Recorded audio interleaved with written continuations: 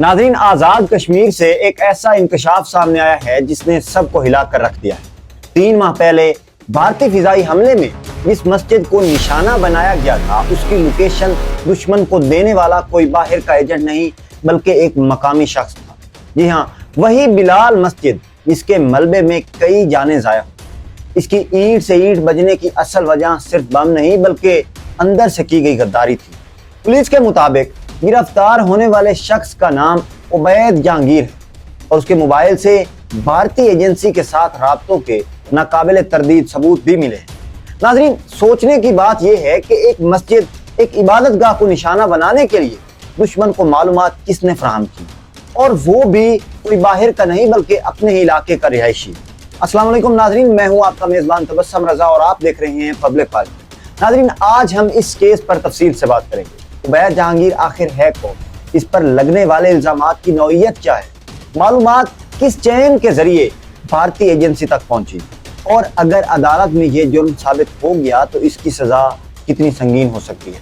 साथ ही अवामी रद्द-ए-अमल, कानूनी माहिरीन की राय और हुकूमत के लिए ये केस किस तरह एक बड़ा चैलेंज बन सकता है, सब कुछ इस वीडियो में ज़ेरे बहस आएगा। तो वीडियो को आखिर तक देखिएगा, और अगर आप नए हैं तो सब्सक्राइब ज़रूर कीजिए ताकि आपको ऐसे ही बड़े इंकशाफात सबसे पहले मिल सके। तो नाज़रीन, ये कोई आम केस नहीं है। आपको याद होगा कि जब भारतीय फिजाइया ने 6 मई की रात मुजफ्फराबाद और दीगर इलाकों में हमले किए थे तो हुकूमती सतह पर यह मौक़िफ़ सामने आया कि इन हमलों का मकसद सिर्फ खौफ फैलाना और पाकिस्तान को दबाव में लाना है।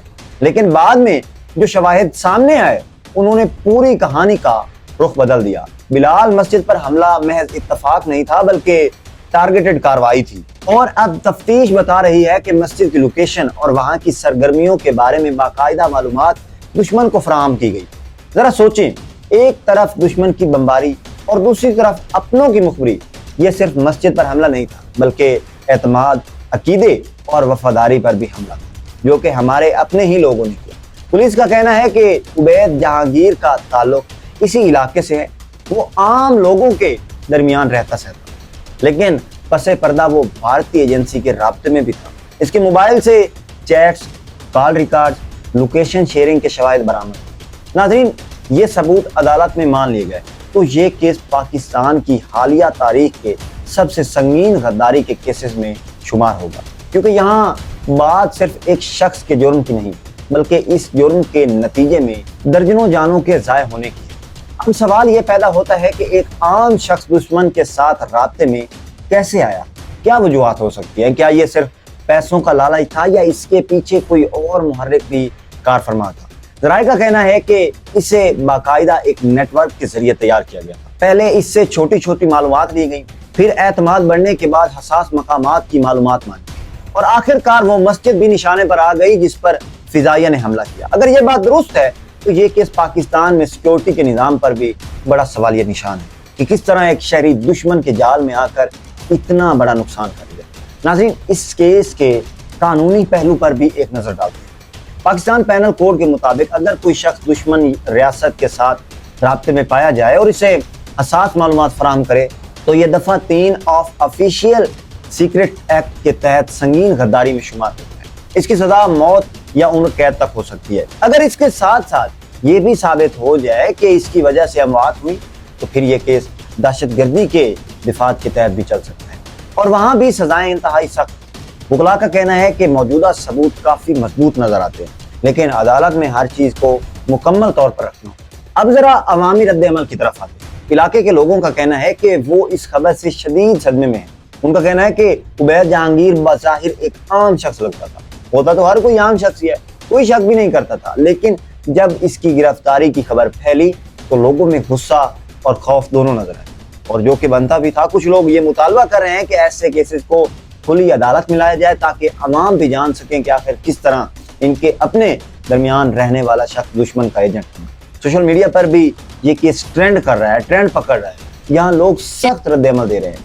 कुछ सार्फिन ने कहा कि अगर ये सब कुछ साबित हो गया तो इसे इबरत का निशान बनाना चाहिए ताकि आइंदा कोई भी दुश्मन के हाथों बिक ना सके। तो नाज़रीन, इस केस के एक और पहलू पर भी गौर करना जरूरी है। वो पहलू कौन सा है? और वो है कि पाकिस्तान के अंदरूनी कमजोरी। अगर कोई दुश्मन एजेंसी किसी आम शख्स तक रसाई हासिल कर सकती है और इसे इतने बड़े जुर्म पर आमादा कर सकती है, तो ये इस बात का इशारा है कि हमारे निज़ाम में खला मौजूद है, एक गैप है। सवाल यह है कि लोगों को ऐसा करने पर आखिर क्या चीज़ मजबूर करती है? क्या ये सिर्फ माली मुश्किलात का शिकार है, या फिर कहीं ना कहीं रियासत और आवाम के दरमियान पैदा होने वाला अदम एतमाद भी इस काम में जो है किरदार अदा कर रहे हैं? ये वही सवाल है, ये वो सवाल हैं जिन पर संजीदगी से गौर करने की ज़रूरत है। आपको मालूम होगा कि पाकिस्तान की तारीख ऐसे कई वाक़यात से भरी पड़ी है। यहाँ अंदरूनी लोगों ने दुश्मन को फ़ायदा पहुँचाया, चाहे वो जंग के दिन हो या अमन के। हमेशा कुछ ऐसे अनासर निकल आते हैं जो ज़ाती फ़ायदे के लिए पूरे मुल्क को नुकसान पहुँचाने से भी बाज नहीं आते। लेकिन फ़र्क यह है कि इस बार मामला एक मस्जिद का है, और मस्जिद सिर्फ एक इमारत नहीं बल्कि मुसलमानों के ईमान और रूहानियत की अलामत है। इस पर हमला गोया पूरे मुआशरे पर हमला है। अब ज़रा सियासत की तरफ आते हैं। अपोजिशन जमातें इस केस पर हुकूमत पर सवाल उठा रही हैं। उनका कहना है कि हुकूमत ने सिक्योरिटी के निज़ाम में बेहतरी के बड़े दावे किए थे, लेकिन इस केस में ये दावे खोखले साबित कर दिए। आपके कौल आपके फेल से बिल्कुल उलट लगते हैं। हुकूमत के वज़रा का कहना है कि ये एक इनफरादी केस है और रियासत ऐसे तमाम अनासर को जड़ से उखाड़ने के लिए पुरअज़म। देखना ये होगा कि अदालत में सबूत किस हद तक मजबूत साबित होते हैं और सज़ा किस कदर सख्त दी जाती है। आपने पूरी कहानी सुनी। ये सिर्फ एक शख्स का केस नहीं, ये इस बात का सबूत है कि जब दुश्मन हमारी सफ़ों में घुसने की कोशिश करता है तो वो हमेशा किसी कमज़ोर दिल, किसी लालची ज़हन या किसी गाफिल इंसान को इस्तेमाल करता है। लेकिन पाकिस्तान के अवाम बारहा साबित कर चुके हैं कि ये सरजमीन किसी गद्दार को माफ़ नहीं करती। ये मुल्क लाखों कुर्बानियों के बाद हासिल हुआ।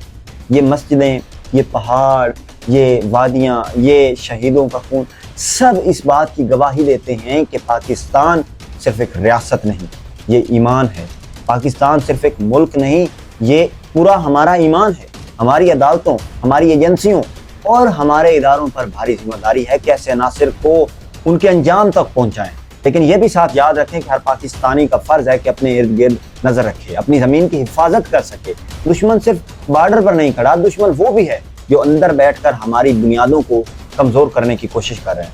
मैं आप सबसे यही गुजारिश करूंगा कि पाकिस्तान की हिफाजत सिर्फ फ़ौज या इदारों की जिम्मेदारी है, ये हम सब की मुश्तरका जिम्मेदारी है। अगर हम सब अपने हिस्से की रोशनी जलाएंगे तो कोई अंधेरा हमें कभी बुझा नहीं सके। तो पाकिस्तान जिंदाबाद, पाइंदाबाद।